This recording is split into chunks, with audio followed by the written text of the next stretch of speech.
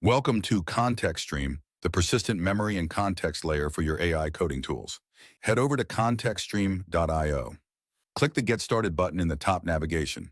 A sign-up modal will appear, giving you several options: GitHub, Google, Microsoft, GitLab, Apple, or email. Go ahead and sign up or log in. Once you're in, the dashboard will load and you'll immediately see the onboard local project modal. Then click the Copy button here to copy the install script to your clipboard. Now open your terminal, navigate to your project folder, and paste the script. The installer will download and set up the ContextStream MCP server automatically. Once it launches the setup wizard, you'll be prompted to authenticate. Next, choose the AI harnesses or IDEs that you use. Then create or select a workspace to organize your projects.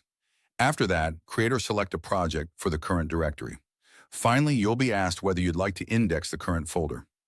Indexing lets ContextStream build semantic search over your codebase, so your AI tools always have the right context. ContextStream will start providing persistent memory and context across every session.